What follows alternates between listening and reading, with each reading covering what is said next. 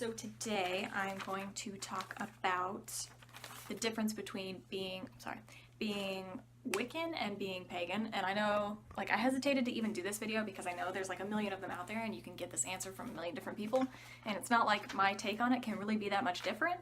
So I'm going to talk about that, but I'm also going to smush this video together with my advice for beginner witches, Wiccans, pagans, whatever you are. But yeah, it really applies to like everyone, I guess. Like, it doesn't even have to be if you're pagan. So I'm gonna drop my infinite wisdom on you. I cannot figure out this, like, can you just do what I want, please?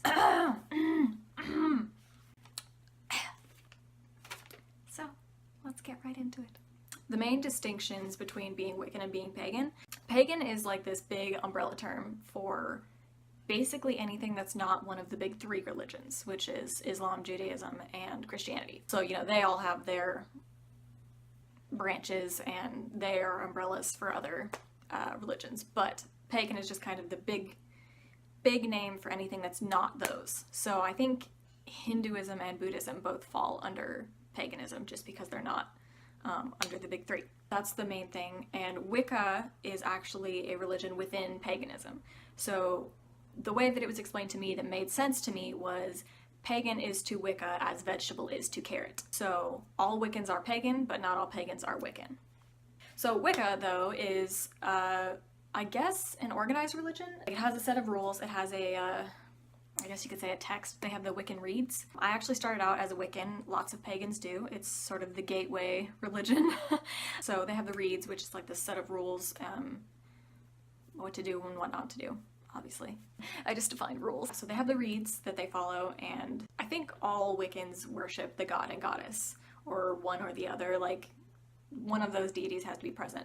Pagans in general can worship a variety of deities. It's a fucking deity orgy, I don't know. For Wiccan it's mostly just like the god and goddess, and for pagans it's just fucking whatever. For me, and like some pagans, okay, back that ass up. Some pagans don't believe in any gods or goddesses. Some believe that the universe is God, or so some don't believe in gods at all. Some believe that power resides within the self, which I think is a good policy.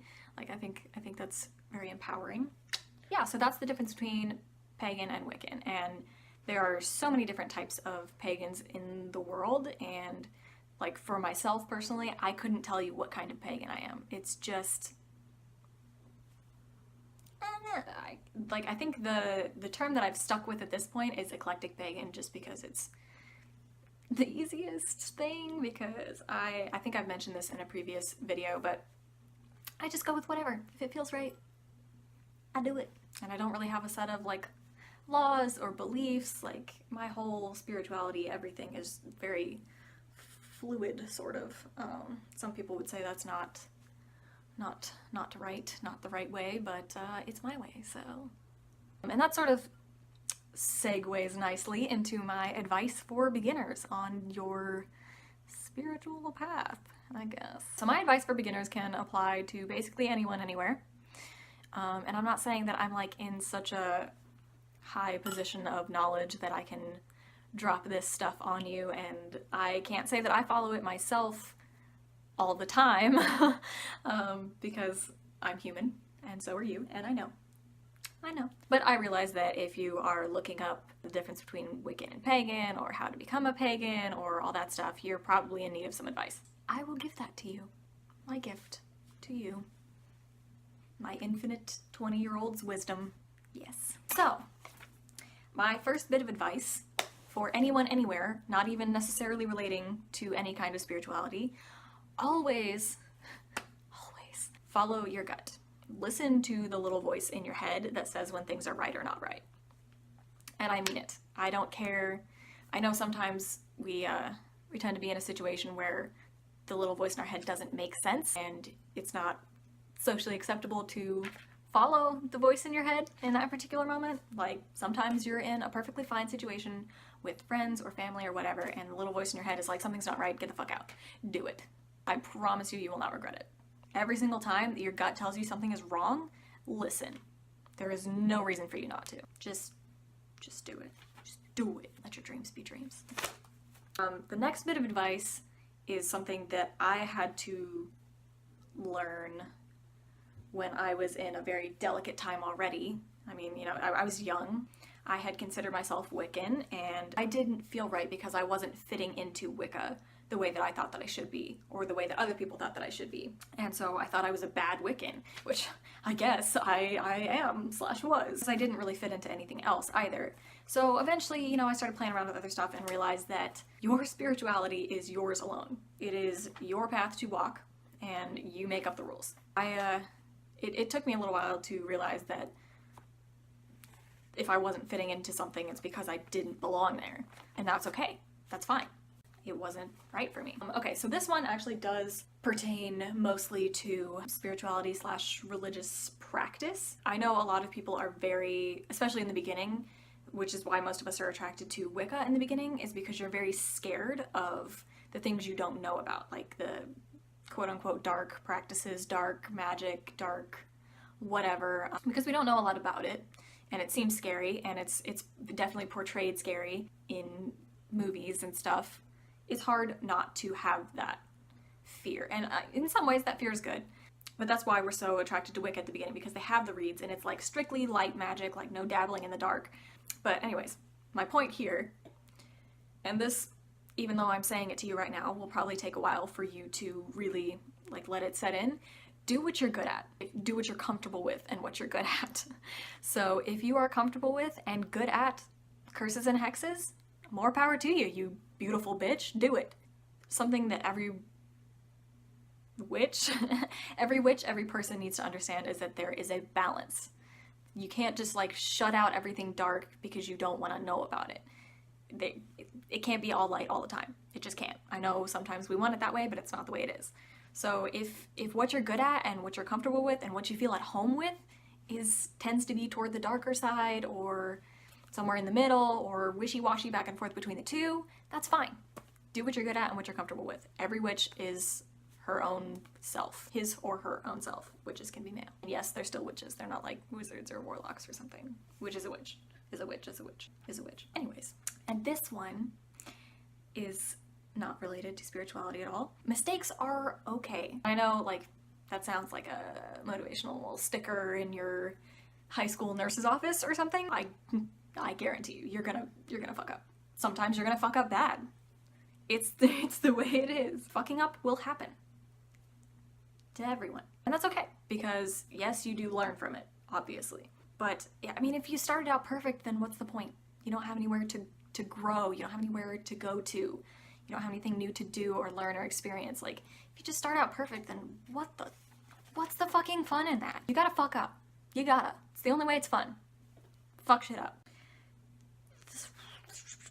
Another thing that most witches don't get told that they have to kind of learn for themselves, so I'm not sure I should be sharing it, but something that every starting magical person will have to learn is that magic will not solve all your problems. It won't. So if that's why you're starting, don't.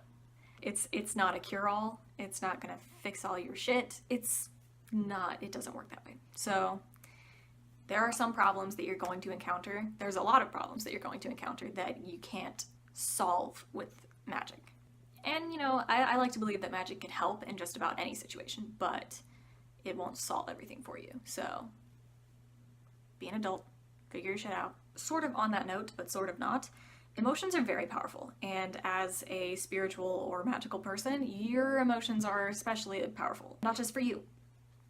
I firmly believe that your vibration is going to bring things to you of the same vibration. So your emotions are going to affect a lot of what you do and a lot of how other people perceive you and what kind of other people you're bringing into your life. But also, negative emotions happen. They kind of suck, but they are necessary and they are good. You need to embrace them. It's another part of the whole balance thing. You're gonna have good days and you're gonna have bad days. And hopefully you'll have more good days than bad days, but the bad days are gonna feel pretty dark, and that's okay. I have to note this. You're gonna have negative emotions, and sometimes you're gonna want to do things that entail like revenge or something like that. And I'm not saying that I'm saying you shouldn't, because It's not my place. Just use your best judgment. Don't act rashly. And that goes for just about everything. Like, think about things. Think things through before you act on them, no matter what. That's just common sense, but sometimes people need to be reminded. Think shit through.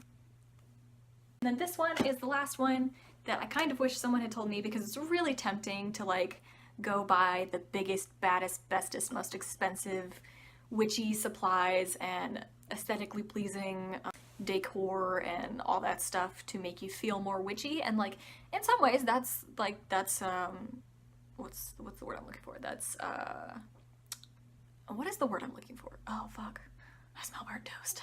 I don't know, but in some ways that's like a good thing, and it is definitely nice to have that atmosphere when you work sometimes. It's real nice to have some witchy atmosphere when you're doing some witching. But the thing that I wish someone would have told me at the beginning was more expensive does not equal more magic. And I have had some very successful spells come out of the cheapest, weirdest, most random supplies. And that's gonna happen, especially if you're just starting out. Like, don't go out and just like buy a shit ton of witchy stuff. I mean, you can if you really want, but I wouldn't. Work with what you have. It's not gonna make your spells less potent. It's not going to mess things up. It's not like in movies where you have to have all this fancy shit at this certain time in a certain graveyard, say these certain words and blah, and if you don't, everything will go terribly and you'll be cursed forever. Yeah, that's not gonna happen. So good news, that's not gonna happen. You can work with what you got, and you can be a witch and be cheap as fuck. I wouldn't know. I'm broke. Just keep that in mind before you go broke trying to do spells and stuff. Go broke trying to do money spells. Anyways, yeah, so that about wraps up my life. So there's your life lessons for today. I'm also bad at outros. Happy witching!